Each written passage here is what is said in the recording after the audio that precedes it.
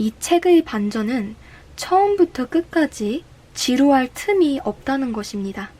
제가 처음 이 책을 가지게 된 순간부터 읽기 시작하게 된 순간까지는 사실 꽤 오랜 기간이 걸렸던 것 같아요.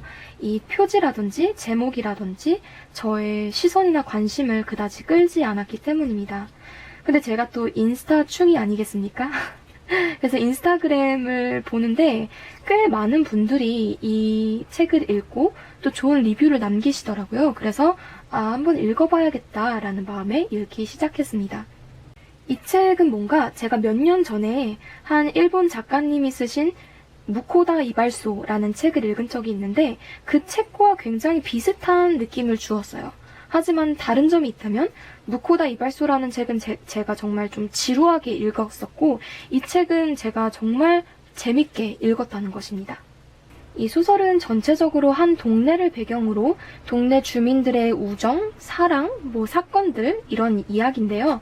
사실 처음부터 끝까지 업앤다운이 그렇게 많이 존재하지 않고 별로 드라마틱하지도 않고 또 굉장히 현실적이라서 판타지적인 요소들이나 비현실적인 이야기들은 전혀 등장하지 않는 것 같습니다. 그럼에도 불구하고 그 평온한 이야기 속에서 굉장히 많은 유머스러움과 또 감동, 또 재미를 느꼈던 것 같아요. 특히 여주인공과 남주인공의 어떤 러블라인이 존재하는데 예상치도 못하게 이 둘의 연인관계, 연애하는 과정에서 독자인 제가 많은 설레임을 느꼈습니다. 근데 또 저뿐만 아니라 이 책을 읽으시는 분들이면 설레임을 느낄 수밖에 없지 않나 하는 굉장히 느끼하면서도 달달한 멘트들이 많이 등장을 하고요. 또 여기 보시는 것과 같이 제가 포스트잇을 4개 붙여놨잖아요. 4개 중에 3개는 되게 로맨틱한 멘트에다가 이렇게 다시 읽고 싶을 때 읽으려고 이렇게 붙여놨습니다. 이 책에서 저한테 가장 크게 다가온 부분은 등장인물들 중에 많은 사람들이 책을 사랑한다는 것입니다. 사실 이 소설의 3분의 1 정도 분량은 작은 책방을 배경으로 이야기가 이루어져요. 이 작은 책방에 모여서 함께 인생에 대해서도 나누고 같이 책에 대해서 토론도 하고 또 같이 글을 쓰기도 합니다. 그런데 정말 어린 꼬마 소년부터 나이가 많이 드신 할아버지까지 남녀노소 할 것 없이 굉장히 다양한 사람들이 모여서 같이 이 책방에서 추억을 만들어가요. 특히나도 여기에 등장하는 남자 주인공이 이 작은 책방을 운영하는 사람이고 또 여자 주인공은 이 책방에서 같이 남자의 책방 일을 도우며 매니저 역할을 하는데요. 그냥 책을 좋아하는 사람으로서 이런 작은 책방에서 소소하면서도 굉장히 감동적인 이야기들이 많이 일어난다는 게 저한테는 크게 와닿았던 것 같습니다.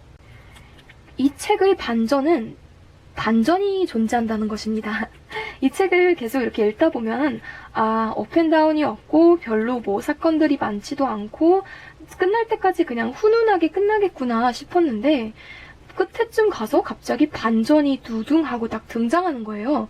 그래서 반전이 존재한다는 게 이 책의 반전이었어요.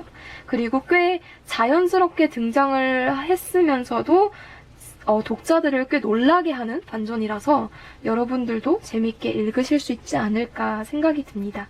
저는 보통 소설을 읽을 때 굉장히 스릴감이 많이 느껴지고 또 극적인 요소들이 많이 등장하는 소설을 주로 읽고 또 그런 소설을 좋아해요. 그런데도 이런 잔잔한 이야기를 다루고 있는 소설이 처음부터 끝까지 지루하지 않았다는 것은 대부분의 사람들이 이 책을 재밌게 읽을 수 있지 않을까라는 생각을 하게 했습니다. 또 제가 이 책을 읽기 시작한 것도 아까 말씀드렸다시피 인스타그램에서 많은 분들이 이 책을 읽고 좋은 리뷰를 남기셨다고 했잖아요. 그래서 여러분들도 한번 읽어보시고 이 책의 굉장히 훈훈함, 감동, 또 종종 등장하는 그 마음 설레게 하는 로맨틱한 멘토들을 좀 느껴보셨으면 좋겠습니다. 무슨 이 책 영업하는 사람 같네요. 하지만 이 책은 제가 단순히 온전히 개인적으로 읽은 책이고요. 네, 굉장히 마음에 들었습니다. 제가 읽은 부분 중에 감명 깊었던 부분 두 군데를 읽어드리고 싶습니다. 혼자일 때 더 잘 보이는 것들이 있고 외로움에서 배우는 일은 생각보다 나쁘지 않다. 기대하는 바가 적을수록 생활은 평온히 흘러가니까 진정으로 원하는 게 생기는 건 괴롭다. 저는 이 글에 굉장히 많은 공감을 했고, 또 저의 어떤 외로움에 대한 부정적인 생각에서 긍정적인 그 시각을 좀 더 더해준 것 같아서 저에게는 굉장히 고마운 글귀였습니다. 그리고 또 제가 굉장히 감명 깊게 읽었던 부분이 있는데요. 이 여자 주인공이 약간 슬픔에 빠지는 장면이 있어요. 근데 여기서 이제 눈물차라는 게 등장을 합니다. 눈물차는 무엇이냐면 이제 물을 끓여서 우리가 보통 녹차라든지 뭐 자스민 차라든지 뭐 찻잎을 우려내서 차를 마시잖아요. 눈물차는 말 그대로 저희들의 슬픔을 물에 담가서 그것을 저희들의 슬픔을 우려서 만드는 게 눈물차입니다. 저는 이 부분이, 이 표현이, 이 상상력이 굉장히 예쁘게 와닿았고, 와, 저도 누군가가 슬퍼할 때 약간 이렇게 다가가면 되지 않을까? 누군가가 슬퍼할 때, 또는 내 자신이 슬플 때 눈물차를 마셔야겠다. 물을 끓여서 거기에다가 나의 이런 슬픔, 저런 슬픔, 고민, 걱정을 담아서 우려내서 눈물차를 마셔버리는 뭐 그런 컨셉? 굉장히 저는 신선했던 것 같아요. 네, 여러분, 제가 굉장히 짧게나마 이 책을 리뷰를 했는데 이 이도 작가님이 사서한 115의 우편물이라는 또 다른 소설을 전에 쓰신 적이 있어요.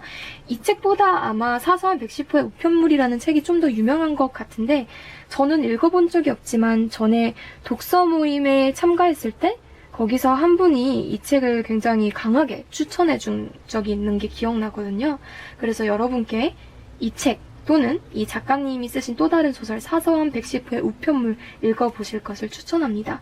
뭔가 요즘 공허하다, 외롭다, 아니면 뭔가 훈훈한 감동을 느끼고 싶다, 그러신 분들에게 추천해드립니다. 여러분, 오늘 리뷰는 여기까지고요. 좋은 하루 보내시고 다음 영상에서 봬요.